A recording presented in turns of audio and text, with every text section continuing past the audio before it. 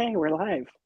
We have a couple minutes. Well, actually, we have a minute or so, but hey, everyone. Hope you're out there watching, tuning in. It's going to be a fun one today again, and very informative. So I'm excited about it. We're going to get started in 1 minute. I like to get on early and just give everybody a chance to figure out they're in the right place.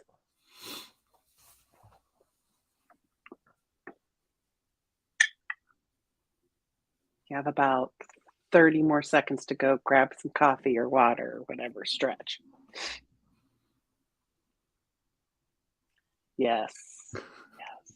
Not showing the mug. Well, I guess showing the mug, but it is coffee. I like dark coffee as well. Do you put anything in it? I do. I put vegan half and half in it.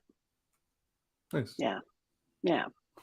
I don't like sweet coffees at all. Like I'm not I like it bitter and strong. And Same. I like dark beer and dark chocolate too. So there's a theme there of That bitterness. is the theme, yeah.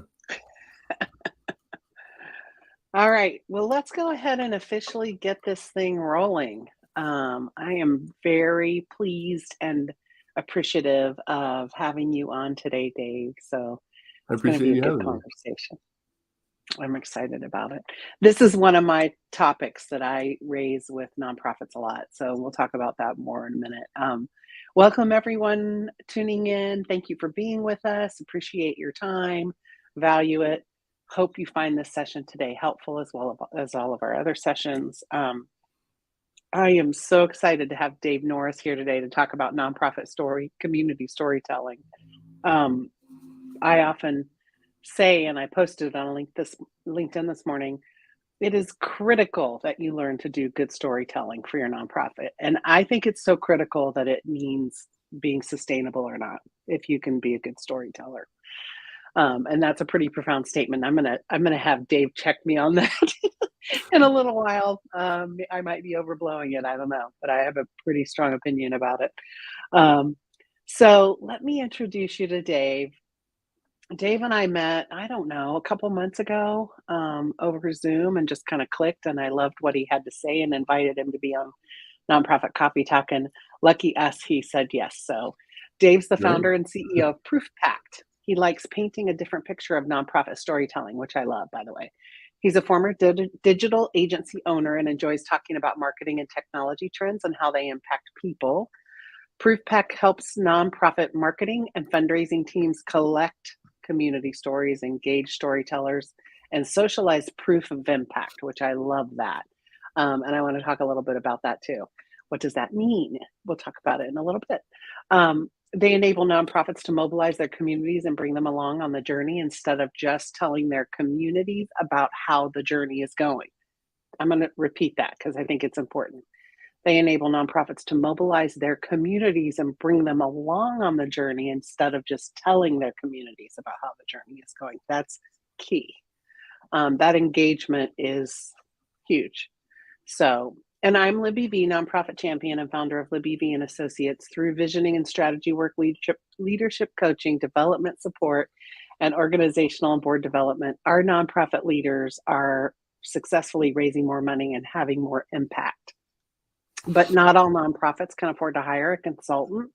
So I created the Nonprofit Coffee Talk as a way to provide great content and helpful information to as many nonprofit people as possible. Again, hope you find it useful. Please always feel free to suggest other topics to me through social, message me, whatever. And if you'd like to be a guest, I'd love to talk to you about that. So, all right, with all of that, let's get started. We send out a questionnaire to our guests to get some information to set up for the Nonprofit Coffee Talk session that they're going to be on. And one of the questions is, what ideal will you bring to the Nonprofit Coffee Talk that can lead to meaningful change in the world? And Dave's answer was so good. I want to start there. So Dave, I'll ask you that question. What idea are you bringing today that can lead to meaningful change in the world? Yeah, thanks, Libby. The idea that community storytelling is more than just the nonprofit's voice, I think, is the major component here, but also in that questionnaire, we could really blow this out, but I talked about Web3 and the direction that you know digital interaction and engagement is going. Um, but just to paraphrase a little bit, I think that to set the stage, community storytelling is important now, because it's what builds credibility and trust for anybody, nonprofits specifically, being able to engage with their community in this way provides this sense of, well, listening, but also the idea that that they're including their community. They're, like I said, they're bringing them along with them on the journey. They're not just telling them about it. And when I say like things like I'm reimagining how nonprofit storytelling, the phrase itself is pictured, I think that it's within those authentic stories. It's more use of those authentic stories.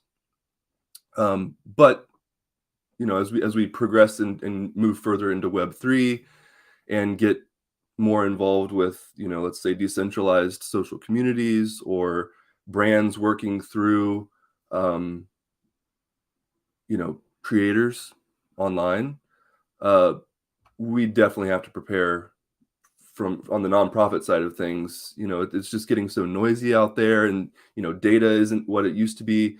People are more concerned, and as they should be, rightly so, about their data online and where it is being placed, where it's being sold, how it's being sold, if it should even be sold, right? These sorts of things. So there's more of a trend that is brands working through, let's say, creators versus brands buying ad spots like they would display ads and so on and so forth. So we just need to be ready for that. Yeah, it really has shifted in the last couple of years, and this notion of authentic and genuine and pretty grassroots has really taken root, for lack of a better, Yeah, term. So I'm excited about this conversation because it really is different. Um, Buying ads and doing glossy, I mean, you may not have to do a lot of that anymore. So, I hope um, not, because what that means is that it means that our data is not being sold. And this yes, isn't this isn't necessarily a talk about that, but it, right. it does play a major, it's a major factor, and it's critical to think about these sorts of things when you're thinking about how nonprofits are engaging and building user experiences online for their communities, or Yeah. to get their communities involved, right? Because that's the entire point. Hmm. Yep. I think that's great. Such a good topic. It's so relevant. I love it. I'm really excited about it. And there's so much to cram in and it's going to go fast. So let me just kind of start asking you some questions and we'll get in as much content as we can. And then I will Sure. invite you to come back because honestly, this is such a hot topic. I will gladly come Um, back. yeah, that would be great. I've had some really great conversations, too, just not to derail us about the ethics of, getting stories from clients and things like that. And so that's a whole other, that Hmm. could be a whole session itself. But anyway, Absolutely. when should a nonprofit ask for a story? Right. This is a good one. It's definitely, the short answer is in the moment. Um, the right time is in the moment. And so what that means to a nonprofit is baking this into a digital experience where, or rather when, the storyteller is most likely and the most emotionally ready to tell their story.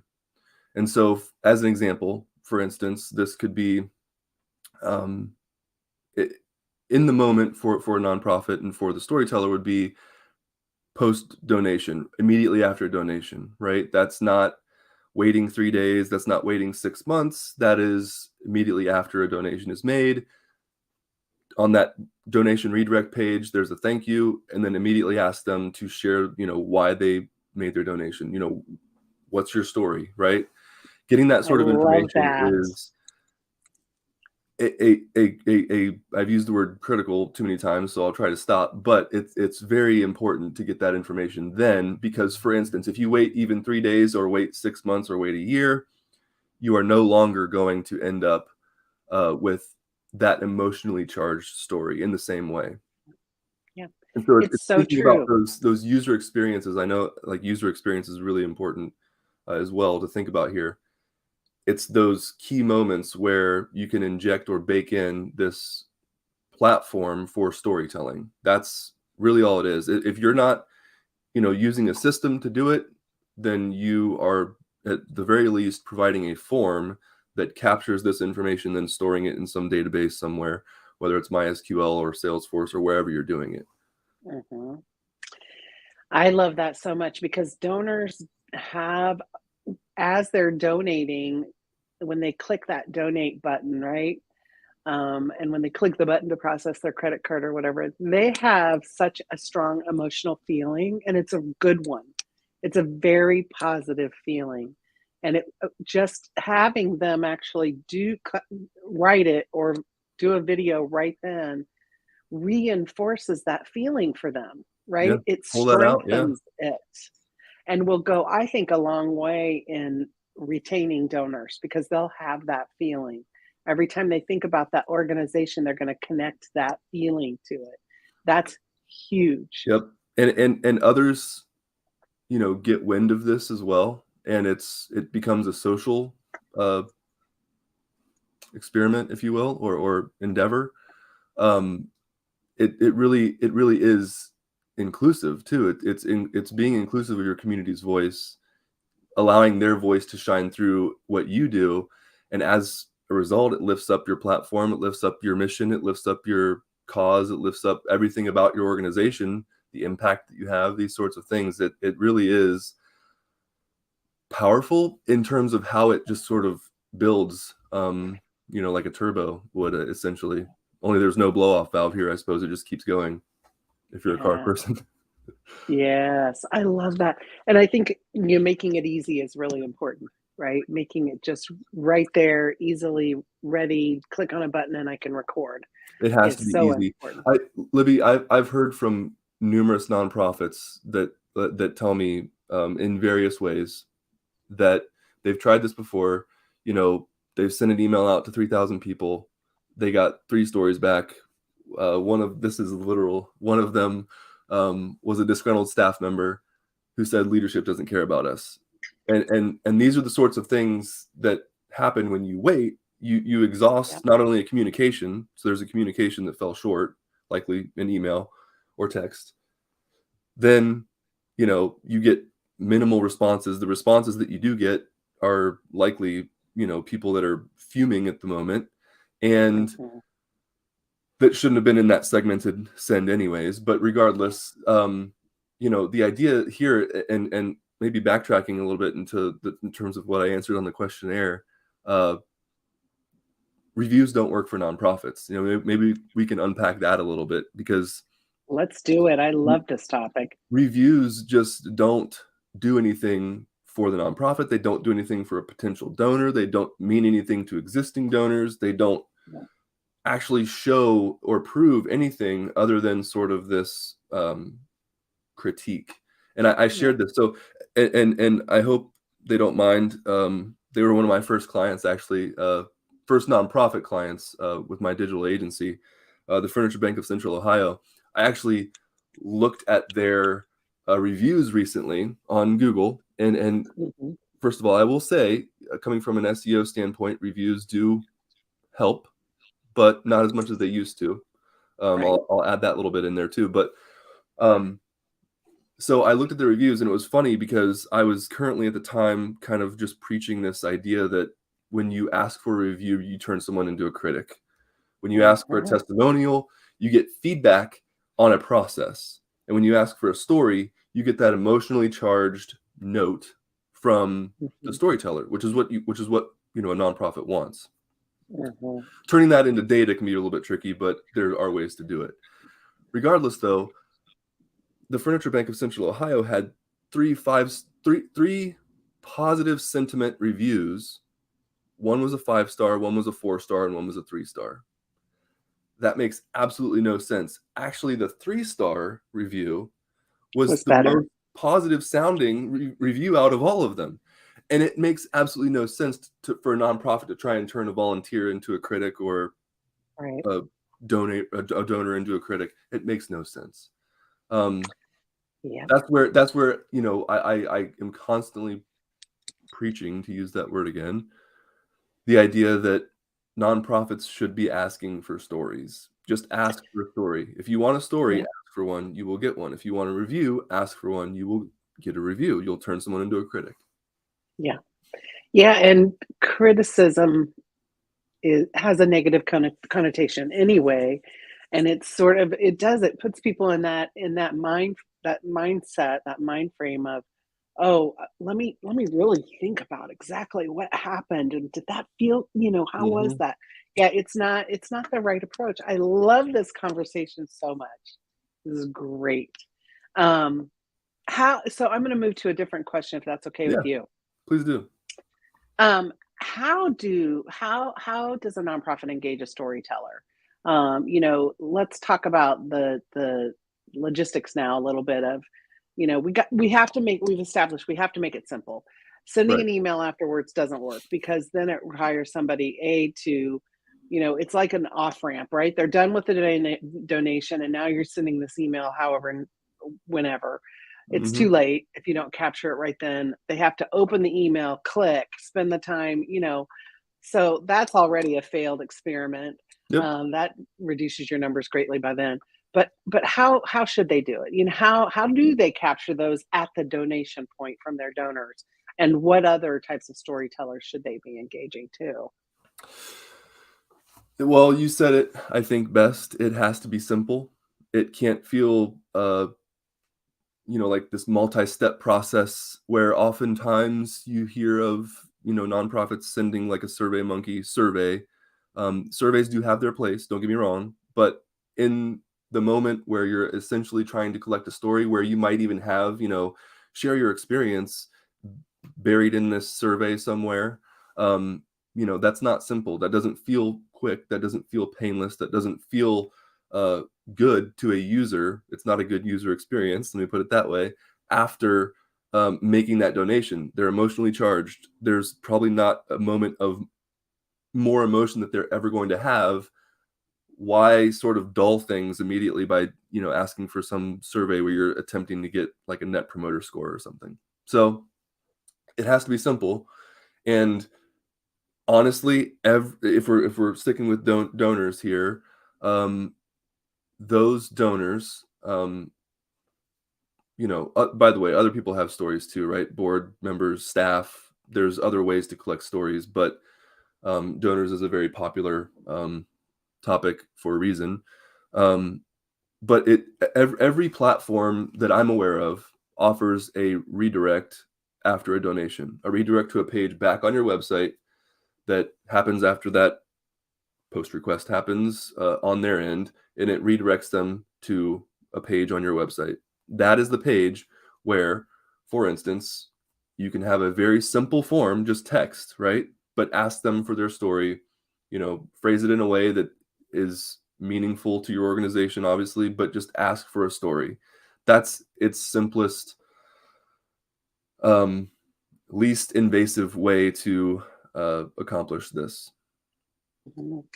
Yeah, I love that. And you can even phrase it that it's a way to extend their donation, right? To Yeah, leverage their donation. They're in that giving mood, and you can just ask them as a favor to you to record their feelings, at that point, as a way to help more. yeah, Because that's a great way to phrase it, and honestly, like that's the, um, from a nonprofit standpoint, that would be like the brand speaking there, like in terms of how they want to position that request. But yeah, that's a really good example for sure. Yeah, good. So, do we want to address this question of other experiences that lead to opportunities, for kind of in the moment storytelling that we can leverage? And I do want to make sure we get to Web3, Mm.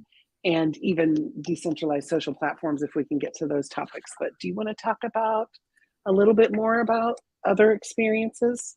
Like in terms of staff and board members and so on and so Yeah, forth. like what other opportunities might there be for just like, kind of spontaneous almost, or in the moment, types of storytelling?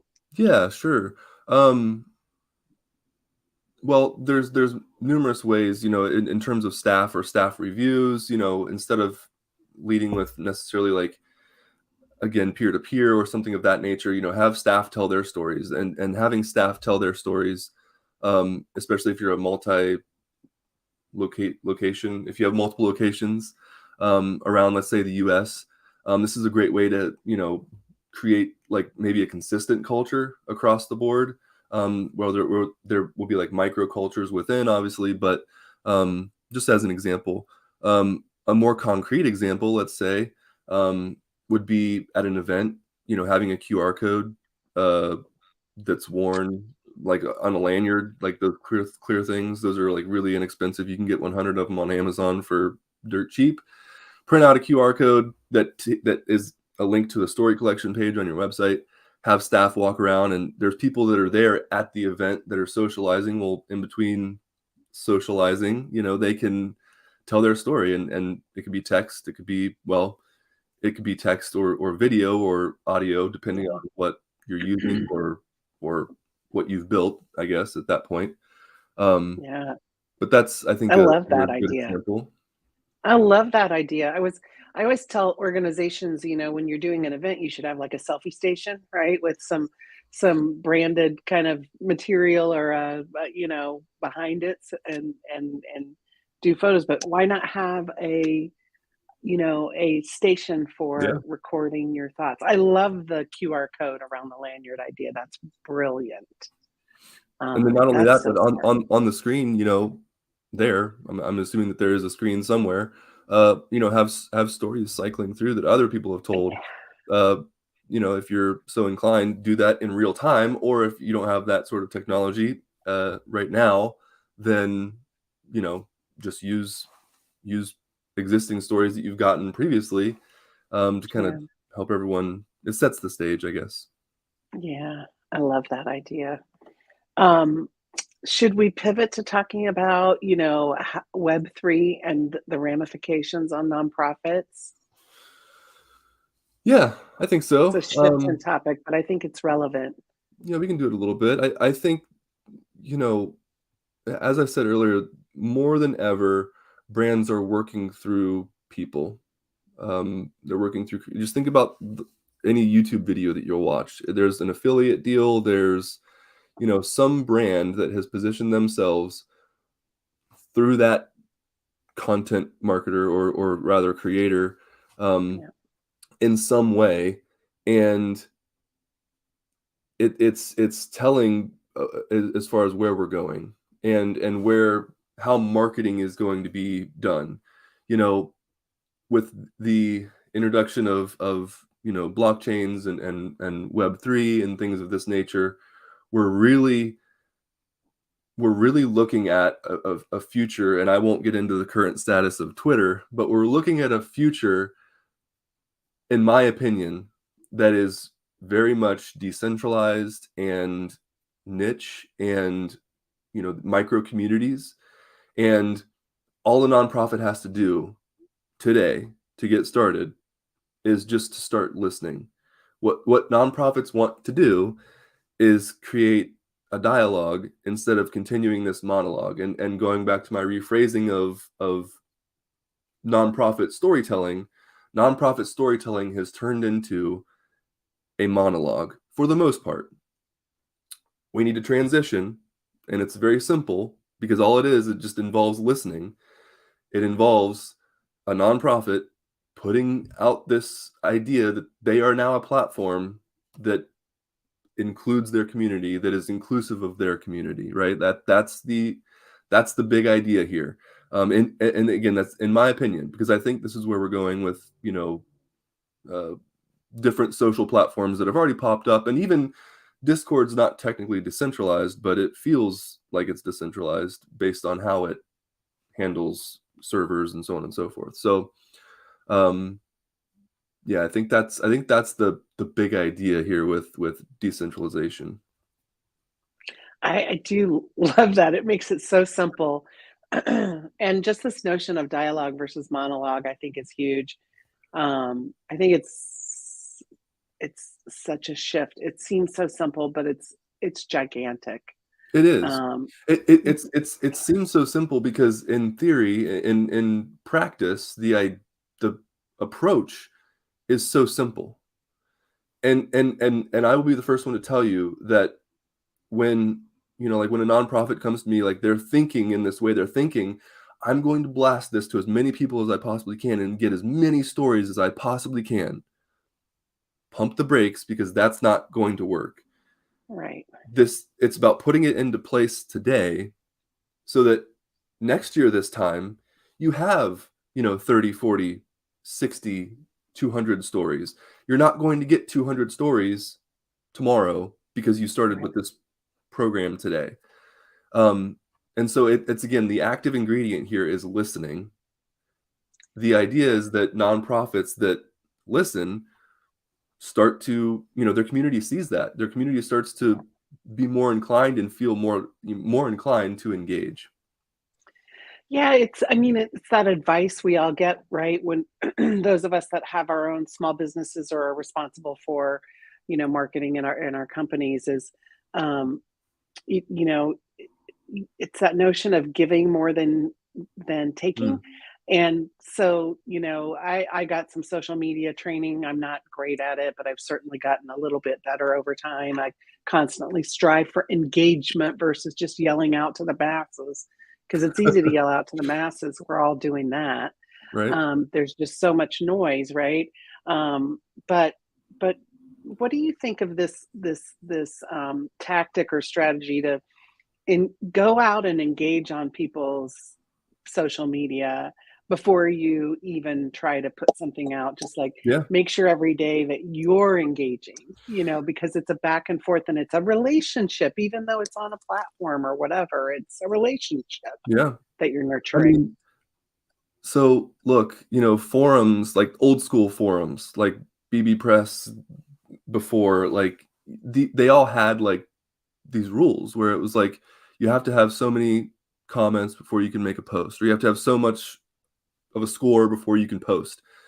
It's the same thing. Well, once those forums kind of got the idea that like, oh, well, we're not getting as much new comments because people aren't inclined to do this before, we'll just open it up. And that's I guess the ultimate downfall of forums. But Mhm. again, they had these rules in place, and it was literally what you just said. It's go out and just engage in the community before you just go blasting whatever it is that you're trying to sell. Like, that's, we all have something to sell, right? But engage first. Don't just Yeah, go guns blazing. Not yeah. a good. So yes, I do agree with that tactic. Yeah, I want to answer or ask you a question that somebody posted, because I try to always raise questions Yeah, from the audience. sure. Um, Stories sometimes can turn into confessionals or self-promotion. How do you deal with that in a positive way? Do you have suggestions for that? um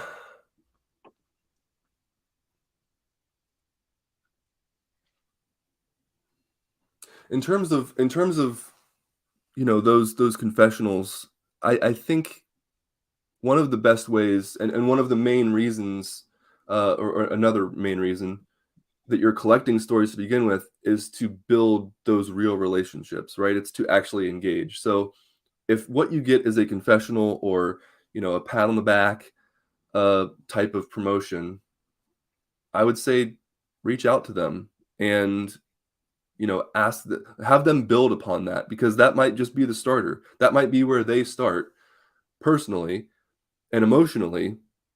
Yeah. Have them elaborate. And I think that it's in those iterations that you're going to get, and in that follow-up, that you're going to actually build a relationship with this person. People tend to look at digital forms differently, and I think that that would be a Yeah. great way for an organization, or the point of contact within the organization, to actually bridge the gap, build that conversation Mhm. over time. Yeah, That's that's probably great. the We best have way to just circumnavigate that. excellent. I appreciate you answering that question. Um, and also, I wanted to ask, we're almost out of time. This happened so fast, like I said, but how can a nonprofit embrace, a decentralized social platform? Um, I think that's important. people don't know how to go about that at all. So if you could talk about that for a minute, that'd be great. Yeah, there's a few out there, and I won't name anything. I honestly, if you're going to start, I guess I already mentioned Discord, so and again, it's not truly decentralized, but again, just start there, I guess. Create a server, get people involved, get community in there. Um, have a place for them to tell their story. Yeah. I'm not saying in Discord publicly necessarily. I'm saying you could provide links, etc. But again, the idea is that there's communication happening that's not just a continual ask for something. Uh, Yeah. and that's relationship building, I think, 101 there. It's just not Hmm. just beating down the door with an ask, Yeah. especially an ask for a donation. Right. Yeah. We all have, very little tolerance for cold asks anymore because they're coming at us all the time. Yeah, like you said It used to earlier, be, it's very noisy. It's so yeah. noisy, and if you're gonna start trying to cut through the noise, start by downsizing your idea of what social looks like, and create a micro network, if you will. Hmm. That's great advice too. Thank you so much, Dave. I really appreciate it. I want to invite you back to, like I said before, Absolutely. because this is a great topic. So, let me know when you're ready. I just put your LinkedIn link in. It went to Facebook and YouTube. So, those of you out on LinkedIn, look for David Norris. And I will put his contact information or his link, his LinkedIn link in the post there too. So thank you everyone for tuning in. Thank you, Dave. Everybody have a great day. Thank you, Libby. And find a one way that you're going to in the next month, go out and start gathering some good stories. So thank you. Thanks, everybody.